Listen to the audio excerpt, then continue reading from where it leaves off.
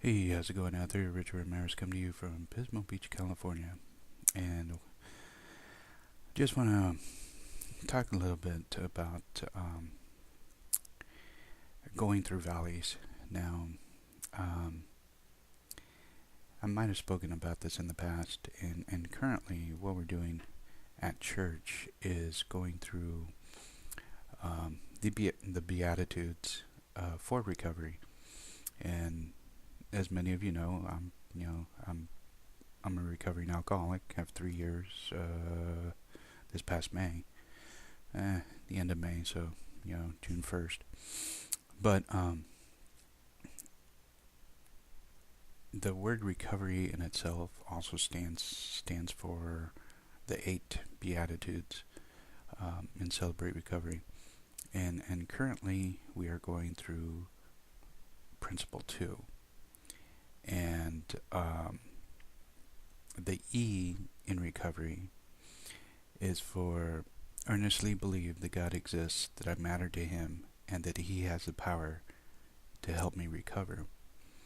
Now, recovery isn't always drugs and alcohol. There are so many different things that people need recovery from, whether it's anger, control, gambling, sexual abuse, emotional abuse, divorce, depression, the list goes on, overeating. Um, so, and this is the time of year that we really got to watch out for our fellow members, because the holidays are coming up. And with the holidays, especially if there's a death in the family, it's going to be the first holiday in which they're celebrating without that family member. So depression's going to kick in. You know, we all have a story. Okay, we all get here through different paths, but eventually, God wants to use us because of our story. Now, I don't know what you guys have gone through. Well, I know some of you, only because of what you say in your videos. Um, but the rest of you that I haven't met yet, you know, unless you reach out to me, I don't know what your struggles are.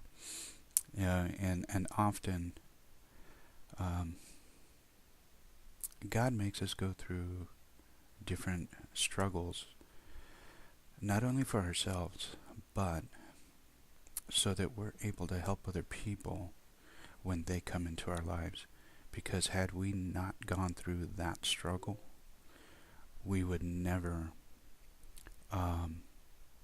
be able to help the next person.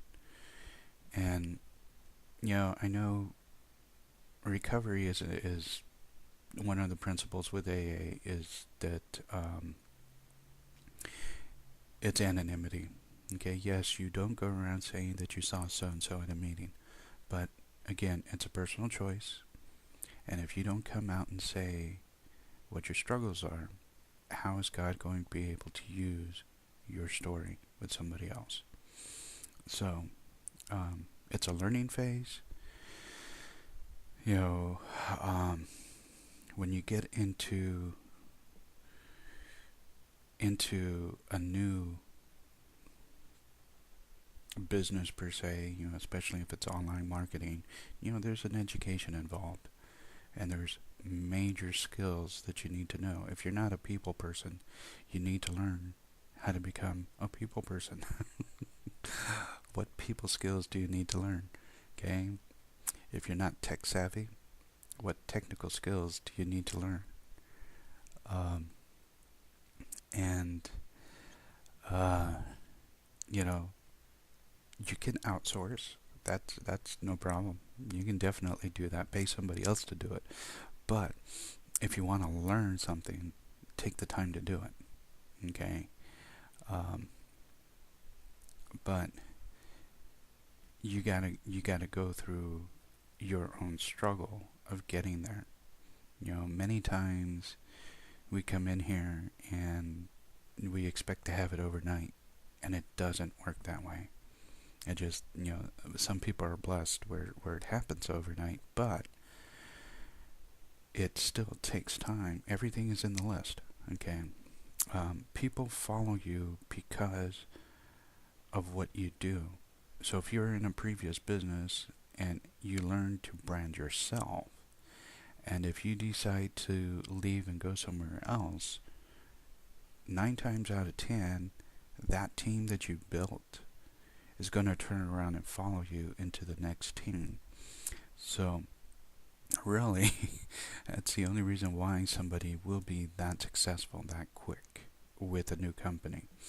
So don't continue beating yourself over the head by saying, why haven't I been able to sign anybody up? Okay? Look deep within yourselves. Find the gifts that you have. Use those gifts. Okay? And then teach those gifts to somebody else. It's really about changing our mindset. It's learning how to create wealth. And like a training I saw with Mark Hoverson the other day, and it hasn't been taught here. It was an old video that we found where he had somebody was trying to do his Eagle project, and he said, he came up, was trying to ask for money, and said, okay, well, how much time do you have, and what is your plan? How do you plan on getting this money and this and that? And then eventually he told him to go back to the church, because that's where he wanted to do. He wanted to build a patio for his local church. And he said, use the resources from the church to get your newsletters out, this and that. And eventually, I think the kid pretty much raised a majority of the money he needed. And then I think it was like maybe down to $1,000 left that he still needed. He came back to Mark, and Mark said, okay, go ahead and still continue to try to raise what you can, and I'll match dollar per dollar. So, if it's $50, then, I'll put in $50. So, at any rate, this kid ended up learning a much more valuable lesson by doing this, instead of Mark just cutting a check and saying, here. Okay, so, sometimes we really have to think outside the box. And often we're too afraid to think outside the box because of what other people are going to think about us. And the famous line that I like to use is that what other people think of me is none of my business. So once you learn to detach yourself from the emotion, then life becomes a whole lot easier. We can't control people, places, and things. That's just how it is. So there was another line that I was going to say, and I can't remember it now. So maybe you'll catch it in the next video. But today I want to go ahead and also lead you into a song that's called, the name of it is Pure, by Carrie Jobe, I believe, Jobe. And hopefully it'll touch you as it has me.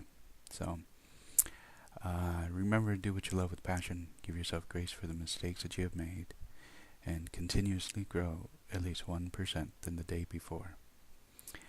And we'll see you tomorrow. Take care.